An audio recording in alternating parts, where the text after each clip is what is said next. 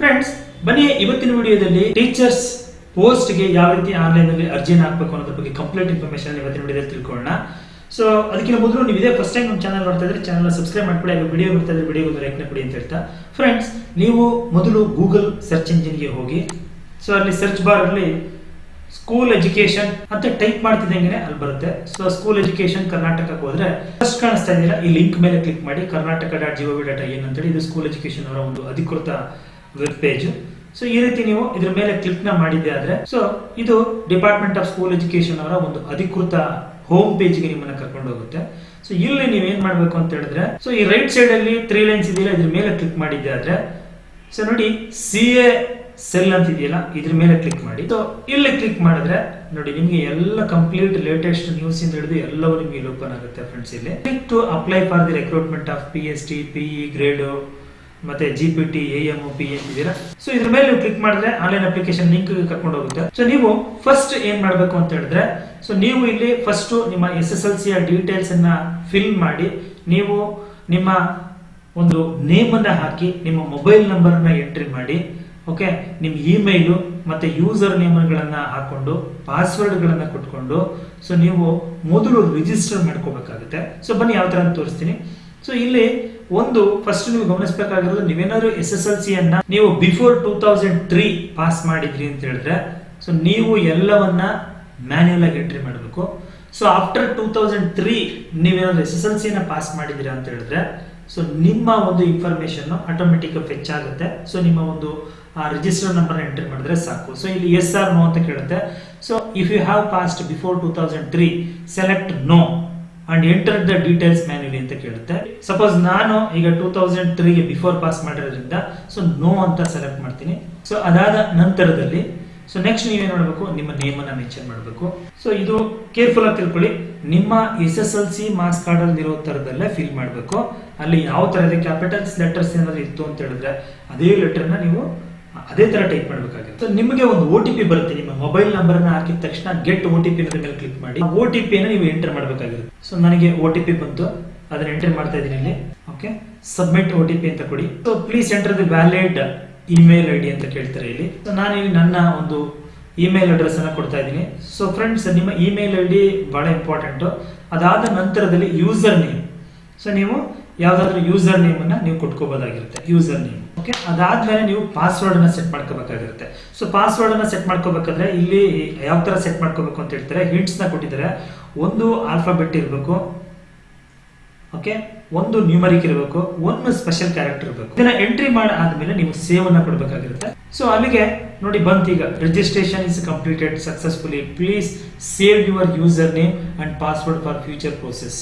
ಜೊತೆಗೆ ಅಷ್ಟೇ ಅಲ್ಲದೆ ನೀವು ಯಾವ ಮೊಬೈಲ್ ನಂಬರ್ ನ ಕೊಟ್ಟಿರ್ತಾರಲ್ಲ ಅಲ್ಲಿಗೆ ಒಂದು ಟೆಕ್ಸ್ಟ್ ಮೆಸೇಜ್ ಬಂದಿರುತ್ತೆ.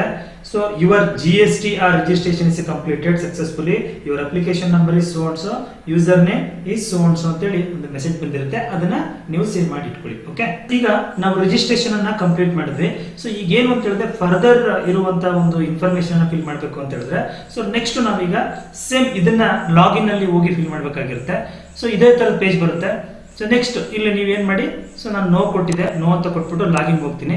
ಸೊ ಲಾಗಿನ್ ಅಲ್ಲಿ ನಾವು ಈಗ ಏನ್ ಯೂಸರ್ ನೇಮ್ ಅನ್ನ ಕೊಟ್ಟಿದ್ವಿ ಆ ಯೂಸರ್ ನೇಮ್ ಮತ್ತೆ ಪಾಸ್ವರ್ಡ್ ಅನ್ನ ಎಂಟ್ರಿ ಮಾಡ್ಬೇಕಾಗಿರುತ್ತೆ. ಹಾಕಿ ಲಾಗಿನ್ ಅಂತ ನಾನು ಕ್ಲಿಕ್ ಮಾಡ್ತಾ ಇದ್ದೀನಿ. ಓಕೆ ಫ್ರೆಂಡ್ಸ್, ಸೊ ಈ ತರ ಸೇವ್ ಅಂತ ಕೇಳುತ್ತೆ, ಬಟ್ ಆಕ್ಚುಲಿ ಸೇವ್ ಮಾಡ್ಕೊಳ್ಳೋದು ಬೇಕಿಲ್ಲ. ಸೊ ನಿಮ್ಮ ಹತ್ರ ಈ ಯೂಸರ್ ನೇಮ್ ಪಾಸ್ವರ್ಡ್ ಅನ್ನ ಇಟ್ಕೊಂಡಿದ್ರೆ ಬೇಕಾದಷ್ಟು. ನೀವು ಆ ಲಾಗಿನ್ ಆಗ್ತಿದಂಗೆ ಫ್ರೆಂಡ್ಸ್ ನೋಡಿ ಈ ರೀತಿಯ ಒಂದು ಇನ್ಫಾರ್ಮೇಶನ್ ಫಿಲ್ ಮಾಡುವಂತ ಪೇಜ್ ಓಪನ್ ಆಗುತ್ತೆ.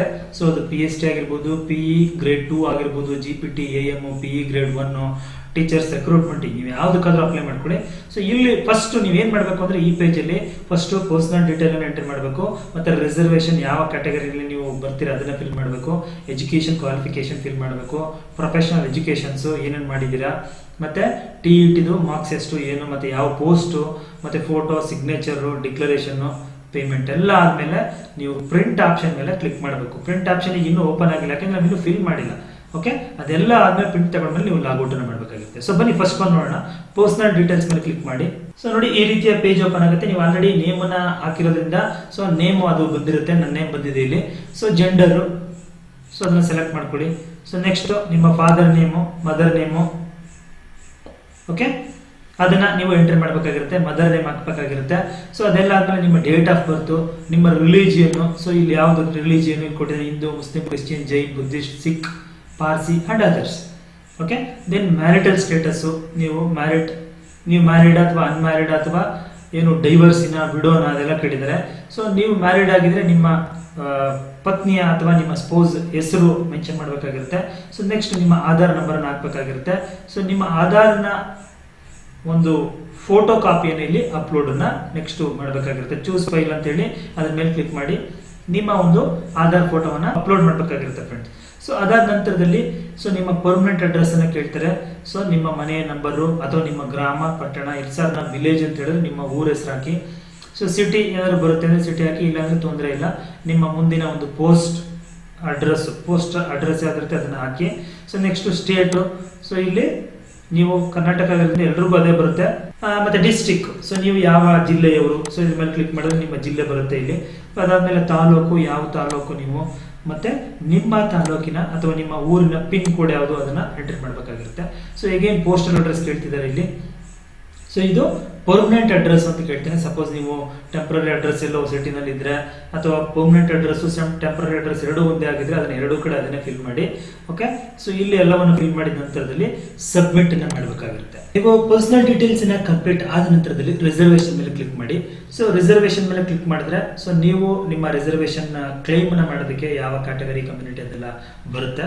ಸೊ ನಾನಿಲ್ಲಿ ಅಪ್ಲಿಕೇಶನ್ ಆಗದಿರೋದ್ರಿಂದ ಇದು ಓಪನ್ ಆಗ್ತಾ ಇಲ್ಲ. ಸೊ ಇದು ನೆಕ್ಸ್ಟ್ ಎಜುಕೇಶನ್ ಮೇಲೆ ಕ್ಲಿಕ್ ಮಾಡಿದ್ರೆ ನೋಡಿ, ಅದ್ರ ಮೇಲೆ ಕ್ಲಿಕ್ ಮಾಡಿದ್ರೆ ನೀವು SSLC ಇಂದ PUC ಮತ್ತೆ bachelor degree, BE, BTech, BCA ಮತ್ತೆ ಪೋಸ್ಟ್ ಗ್ರಾಜುಯೇಷನ್ ಈ ಎಲ್ಲವನ್ನ ಒಂದೊಂದಾಗಿ ಕ್ಲಿಕ್ ಮಾಡಿಕೊಂಡು ಕಂಪ್ಲೀಟ್ ಆಗಿ ನೀವು ಎಲ್ಲ ಒಂದು ಸಬ್ಜೆಕ್ಟ್ ವೈಸ್ ಮತ್ತೆ ಅವುಗಳ ಮಾರ್ಕ್ಸ್ ಅನ್ನ ಹಾಕಬೇಕಾಗಿರುತ್ತೆ. ಸಪೋಸ್ SSLC ಬಂದಿದೆ ಅಂದ್ರೆ ನೋಡಿ ರಿಜಿಸ್ಟರ್ ನಂಬರ್ ಹಾಕಬೇಕು. ಓಕೆ, ಬೋರ್ಡ್ ಸೆಲೆಕ್ಟ್ ಮಾಡಿಕೊಂಡು year of passing, certificate number, ಮತ್ತೆ year of passing month, medium ಇದೆಲ್ಲ ಫಿಲ್ ಮಾಡಬೇಕಾಗಿರುತ್ತೆ. ಸೊ ಜೊತೆಗೆ subjects language 1, language 2, language 3, Kannada, English, Hindi, ಮತ್ತೆ ಸಬ್ಜೆಕ್ಟ್ ಎಷ್ಟಿದ್ವು 3 ಸಬ್ಜೆಕ್ಟ್ ಇದ್ರೆ ಅವುಗಳನ್ನ ಎಂಟ್ರಿ ಮಾಡಿ. ಸೊ ನೋಡಿ ಸಬ್ಜೆಕ್ಟ್ ನೇಮ್ ಹಾಕಬೇಕು. ಓಕೆ, ಇಲ್ಲಿ ನೀವು ಹೋಗ್ತಿದ್ದಂಗೆ ಸಬ್ಜೆಕ್ಟ್ ನೇಮ್ ತೋರಿಸುತ್ತೆ. ಸೊ ಯಾವುದು ಏನು ಇರುತ್ತೆ. ಫಾರ್ ಎಕ್ಸಾಂಪಲ್ ಲ್ಯಾಂಗ್ವೇಜಿಗೆ ಬಂದ್ರೆ ಲ್ಯಾಂಗ್ವೇಜ್ ಯಾವಾಗಲೂ ಕನ್ನಡ ಇದೆ, ಸೊ ಕನ್ನಡ 1 ಅಂತ ಹಾಕೊಡಿ. ಸೊ ಮತ್ತೆ ಲ್ಯಾಂಗ್ವೇಜ್ 2 ಬಂದ್ರೆ ಸೊ ಇಂಗ್ಲಿಷ್ ಬರುತ್ತೆ, ಇಂಗ್ಲಿಷ್ 2 ಹಾಕೊಡಿ. ಆಮೇಲೆ ಲ್ಯಾಂಗ್ವೇಜ್ 3 ಬಂದ್ರೆ ಹಿಂದಿ ಇರ್ತಿತ್ತು, ಅಥವಾ ನೀವು ಯಾವ್ದು ಮಾಡಿರೋದನ್ನ ಹಾಕೊಳ್ಳಿ. ಸಬ್ಜೆಕ್ಟ್ಗಳು ಇವನ್ನ ಮೆನ್ಷನ್ ಮಾಡಿ. ಸೊ ಹಾಗೆ ಇಲ್ಲಿ ಬಂದ್ರೆ ಮ್ಯಾಕ್ಸಿಮಮ್ ಮಾರ್ಕ್ಸ್ ಮತ್ತೆ ಮಾರ್ಕ್ಸ್ ಆಪ್ಟೆಡ್ ಇದನ್ನ ಎಂಟ್ರಿ ಮಾಡಿಕೊಂಡು ನೀವು ಸಬ್ಮಿಟ್ SSLC ಡೀಟೇಲ್ಸ್ ಅಂತ ಕೊಟ್ಕೊಂಡಾದ್ಮೇಲೆ ಸೊ ನೆಕ್ಸ್ಟ್ PUC ಬರಬೇಕು. ನೋಡಿ PUC ಬಂದ್ರೆ PUC ಅಲ್ಲಿ ಸೇಮ್ ಅದೇ ತರ ನಿಮ್ಮ qualification, board, register number, year of passing, month, okay, ಮತ್ತೆ certificate number, medium, combination, okay, subject, maximum marks, obtain marks. So ಅದನ್ನೆಲ್ಲ ಫಿಲ್ ಮಾಡಿ ಇಲ್ಲಿ ಸಬ್ಮಿಟ್ ಅನ್ನ ಕೊಟ್ಕೊಡಿ. ನಂತರದಲ್ಲಿ ಬ್ಯಾಚುಲರ್ ಡಿಗ್ರಿ, ಸೊ ನೀವೇನಾದ್ರೂ BA, BSc, BCom ಅಥವಾ ನೀವು ಇನ್ಯಾವುದು ಮಾಡಿದ್ರೆ BE ಈ ತರದ್ ಮಾಡಿದ್ರೆ ಸೊ ಇಲ್ಲಿ ಬ್ಯಾಚುಲರ್ ಡಿಗ್ರಿ ಎಂಟ್ರಿನ ಮಾಡ್ಕೊಡಿ. ಸೊ ಸೇಮ್ ಅಲ್ಲೂ ಕೂಡ ಅಷ್ಟೇ ನೀವು ದಾಖಲಾದಂತ ವರ್ಷ, ರಿಜಿಸ್ಟ್ರೇಷನ್ ನಂಬರು, ಪಾಸಿಂಗ್ ಇಯರು, ಮತ್ತೆ ಅರ್ಹತಾ ಪದವಿ ಒಂದು ಐಚ್ಛಿಕ ವಿಷಯಗಳು ಯಾವುದು, ವಿಶ್ವವಿದ್ಯಾನಿಲಯ ಯಾವುದು, ವ್ಯಾಸಂಗ ಮಾಡಿದಂತ ಒಂದು ಮಾಧ್ಯಮ ಯಾವುದು. ಓಕೆ, ಇಲ್ಲೆಲ್ಲ ಇನ್ಫಾರ್ಮೇಶನ್ ಸೇಮ್ ಏನ್ ಫಿಲ್ ಮಾಡಿದ್ರೆ PU ನಲ್ಲಿ ಆ ತರದ ಇನ್ಫಾರ್ಮೇಶನ್ ಕೇಳಿದೆ. ಸೊ ಎಲ್ಲವನ್ನು ನೋಡ್ಕೊಂಡು ಹೇಗೇನ್ ಸಬ್ಮಿಟ್ ಅನ್ನ ಮಾಡ್ಕೋಬೇಕಾಗಿರುತ್ತೆ.